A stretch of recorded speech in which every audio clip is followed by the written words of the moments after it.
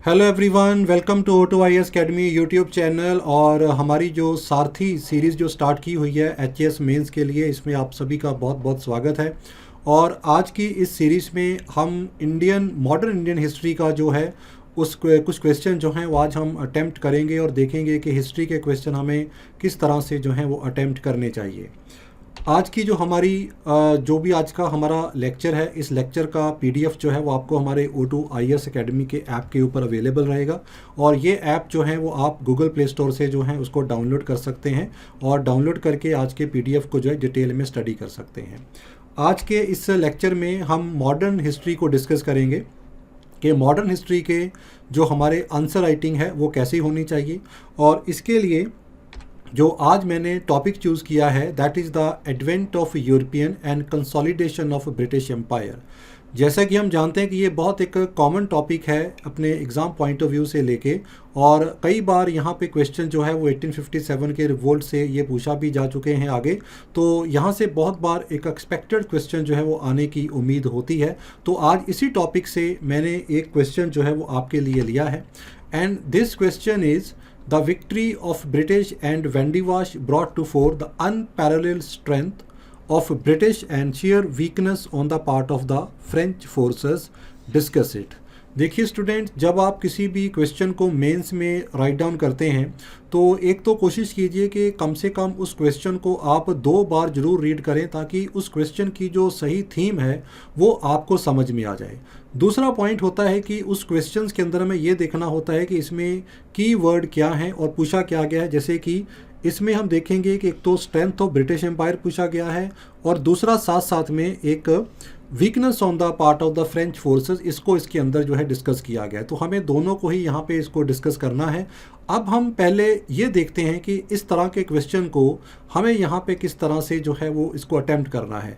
इसमें सबसे important point होता है कि ये जो डायरेक्टिव होता है क्वेश्चन का, इसको समझना बहुत ज़रूरी है कि उन्होंने क्या आपसे पूछा है कि इस क्वेश्चन को एनालाइज कीजिए, डिस्कस कीजिए, जहाँ इसका क्रिटिकल एनालिसिस कीजिए, वो क्या कीजिए। तो इस डायरेक्टिव्स को समझना बहुत ज़रूरी है, उसके अकॉर्डिंग ही आपको ये आंसर जो है वो लिखना है।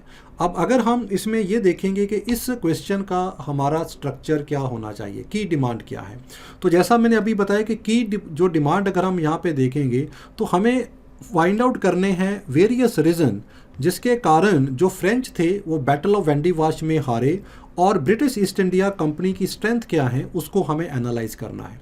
एक क्वेश्चन का डायरेक्टिव क्या है? क्वेश्चन का डायरेक्टिव है डिस्कस।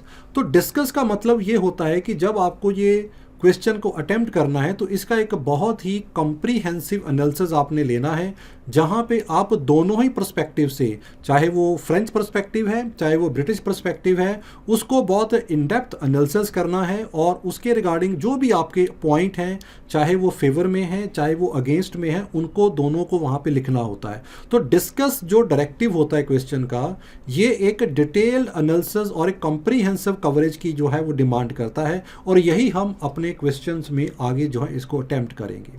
अब जैसा कि हम यहाँ पे देखेंगे कि इस क्वेश्चन के हमारे 3 पार्ट बनेंगे। अगर हम मॉडल क्वेश्चन की बात करते हैं तो हमारा इसमें क्या आएगा, तो मेन थीम क्या है, battle of Wandiwash. You know that कि जो 3 कार्नेटिक वार हुई थी उसी का एक पार्ट जो है वो बैटल ऑफ वेंडिवाश जो है यहाँ पे हुआ है। तो बैटल ऑफ वेंडिवाश के बारे में हम एक ब्रीफ इंट्रोडक्शन जो है वो यहाँ पे देंगे, जैसे कि 70-60 के बीच में ये बैटल होता है और किन के बीच में होता है, और इसके कौन कौन से मेन इसके जो हैं वो ऑफिसर रहे हैं जिन्होंने कि इस बैटल में पार्टिसिपेशन किया। तो हमारा इंट्रोडक्शन जो है वो 3 से 4 लाइन के अंदर यहाँ पे हो सकता है। मेन बॉडी में हमारे क्या आएगा, हमारे strength of the British east India company, और साथ साथ में हम उसी पैराग्राफ के अंदर ही इंग्लैंड की स्ट्रेंथ और फ्रेंच की जो वीकनेस है उसको एनालाइज करते जाएंगे दोनों फ्रंट को लेके यहाँ पे। और जब हम इसका हर क्वेश्चन का कंक्लूजन बहुत इंपॉर्टेंट होता है, जैसे कि जो 120 वर्ड के अगर हम क्वेश्चन को लेके चलते हैं या 250 वर्ड के क्वेश्चन को लेके चलेंगे तो उसका कंक्लूजन एक बहुत इंपॉर्टेंट होता है।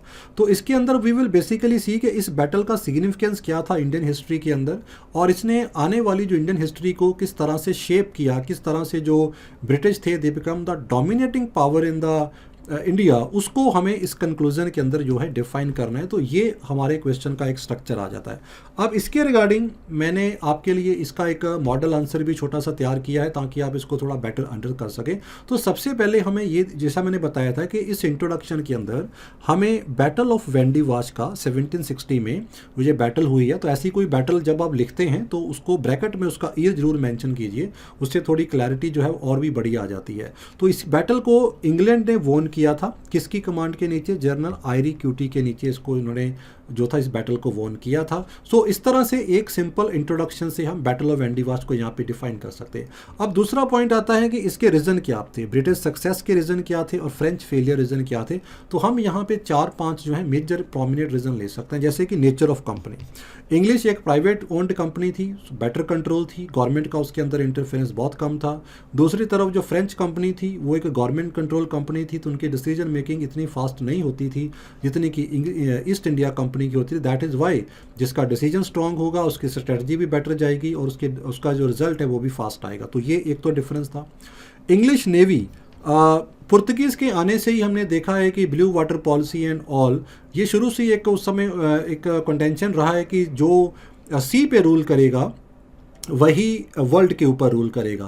पहले सी के ऊपर अगर हम अरेबियन सी की बात करते हैं तो अरेबियंस का कंट्रोल हुआ करता था। अरेबियन से सुपीरियर शिप जो थे वो पुर्तगीज़ लेके आए, और पुर्तगीज़ से सुपीरियर अगर हम नेवल पावर की बात करें तो वो इंग्लिश थे। So that was one of the reason कि जो इंग्लिश नेवी थी it was much superior and advance as compare to the forces of the France, जिसके कारण दे बिकम सक्सेसफुल और फ्रेंच जो थे इसमें सक्सेसफुल नहीं हो सके। फंड की बात करते हैं तो फंड के अंदर हम यहाँ पे देखेंगे जो फ्रेंच थे दे वर बेसिकली, उनके पास एक लैक ऑफ फंडिंग भी रहती थी। लैक ऑफ फंडिंग मीन्स क्योंकि गवर्नमेंट कंट्रोल थी, राजा जितने पैसे देना चाहता था उतने दी जाते थे। Sometime they accepted the financial demand, sometime it is not accepted the financial demand. तो जिसके चलते जो फ्रेंच कंपनीज होती थी उनके पास हमेशा फंडिंग की कमी यहाँ पे रहती थी। और साथ साथ में हम यहाँ पे देखेंगे कि जो फ्रेंच थे उन्होंने अपने जो इकोनॉमिक इंटरेस्ट थे they were basically subordinate to the territorial interest के, भाई टेरिटरी को वोन कर लो, कमर्शियल को साइड पे कर दो। लेकिन दूसरी तरफ हम देखते हैं कि ब्रिटिश एक तो वैसे ही पहले काफ़ी लंबा समय पहले इंडिया में आ चुके थे, उनका होल्ड इंडिया में बहुत ज़्यादा बन चुका था, और इसके साथ साथ उनकी जो कमर्शियल इस्टेब्लिशमेंट थी because of business and all वो बहुत स्ट्रॉन्ग थी, जिसके कारण उनको फंडिंग की कोई कमी नहीं थी। और वॉर जब भी होती है फंडिंग एक इंपॉर्टेंट रोल जो है प्ले करती है। पोसेशन की बात करते हैं तो इंग्लैंड की अगर हम बात करते हैं तो जितने भी प्रोमिनेंट एरिया थे, चाहे वो बॉम्बे था, कैलकाटा था, मद्रास था, इन तीनों एरिया में उनकी जो इस्टेब्लिशमेंट थी वो बहुत स्ट्रॉन्ग थी। उनकी वहाँ पे आर्मी की जो प्रेजेंट थी वो बहुत बढ़िया थी। लेकिन हम फ्रेंच का पार्ट देखते हैं, नो डाउट इनकी कैलकाटा में भी फैक्ट्री वगैरह हुआ करती थी, चंद्रनगौर एंड इस एरिया में, लेकिन इनका मेन पॉइंट हम देखेंगे इट वाज बेसिकली पौंडीचेरी। ठीक है, तो पौंडीचेरी तक की इनका मेन होल्ड वहाँ पे रहा है, बाकी एरिया पे इतना इनका स्ट्रॉन्ग नहीं रहा है। तो पोसेशन की वजह से भी स्ट्रेटजिकल जो एरिया थे वो इंग्लिश ने ज़्यादा बढ़िया कवर किए हुए थे एज़ कम्पेयर टू फ्रेंच। बाकी वार कोई भी हो, कमांडर का रोल उसमें हमेशा इंपॉर्टेंट रहता है। तो यहाँ पे हम देखेंगे कि जो इंग्लिश का जो यहाँ पे कमांडर थे, जो चाहे वो आयरी क्यूटी थी और लॉरेंस या रॉबर्ट क्लाइव जैसे जो लोग थे, they were basically they were very superior. लेकिन दूसरी तरह अगर हम यहाँ पे देखेंगे फ्रांस के पास जो थे वो डुप्लेक्स जैसे लोग थे, और because of Dupleix no doubt एक कॉम्पिटेंट था, लेकिन उसकी सुनवाई जो थी वो इतनी ज़्यादा नहीं होती थी, और किंग भी उनके ऊपर इंटरेस्ट जो था वो इतना ज़्यादा ट्रस्ट जो था वो नहीं करता था। डुप्लेक्स को वैसे भी वापस बुला लिया गया था, तो जिसके चलते यहाँ पे फ्रेंच कमांडर जो थे वो कोई स्ट्रॉन्ग यहाँ पे पार्ट अपना प्ले नहीं कर पाए, और इंग्लिश के कमांडर जो थे they were very strong on this part है। सो अब हम यहाँ पे देखेंगे कि लास्ट में इसका कंक्लूजन यहाँ पे हम क्या देखते हैं कि बैटल ऑफ वेंडी वाश जो थी इसका सबसे बड़ा रिजल्ट देखा कि यूरोपियंस पावर का जो लास्ट राइवल थे इंडिया में उनका एक तरह से पिक्चर यहाँ पे क्लियर कर दी गई। फ्रेंच उनकी एक राइवल थी, वो यहाँ पे क्लियर हो गए, यहाँ पे उनकी कोई और राइवल पावर यहाँ पे बची नहीं, जिसके कारण ब्रिटिश जो थे वो ऑलरेडी डोमिनेट करना शुरू कर दिया गया।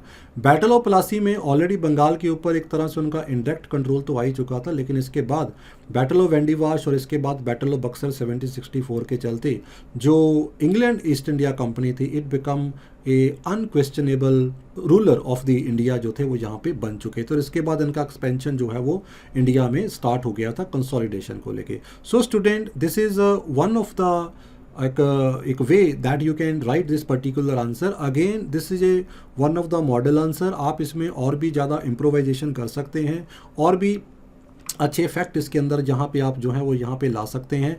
तो इसके अंदर आप यहाँ पे देखेंगे आप इसका स्ट्रक्चर बहुत इंपॉर्टेंट रोल प्ले करता है. इसमें मैंने पहले ही बताया था कि डायरेक्टिव ऑफ द क्वेश्चन को समझ के उसका मटेरियल लिखना एक बहुत ज़रूरी चीज़ होती है. तो अगर आपको डिस्कस या इस तरह का कोई डायरेक्टिव आता है तो उसको आप इस तरह से डिटेल में उसका एनालिसिस जो है वो कर सकते हैं.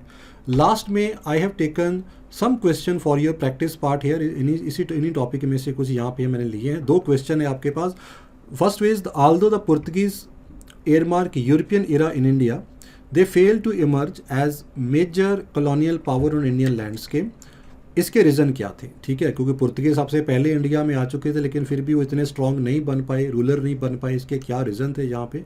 और साथ साथ में हम ये भी देखेंगे उनके जो रूल का सिग्निफिकेंस पार्ट इंडिया में क्या रहा है. तो पुर्तगीज़ के फेलियर का रीज़न भी आप यहाँ पे देखेंगे और साथ में उनका सिग्निफिकेंट का मतलब यहाँ पे होता है कि उन्होंने किस तरह के इंडियन हिस्ट्री या समय को एक चेंज किया और उसमें एक मेजर चेंज लेके आए.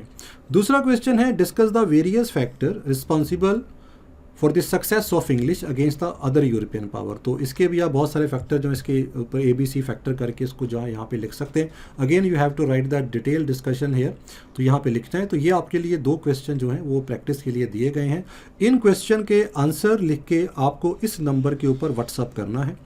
आई विल एवेल्यूएट यूर आंसर और एवेल्यूएट करने के बाद I will give you the required feedback कि आपको कहाँ पे और कैसे इस पार्ट में अपने आप को इम्प्रूव करने की ज़रूरत है, structure wise and content wise. So student, this was a small question for today and I hope कि ये आपको आपके IAS मेंस में हिस्ट्री में क्वेश्चन लिखने में आपको बहुत ज़्यादा हेल्प करेगा. So thank you very much and all the best. Do well.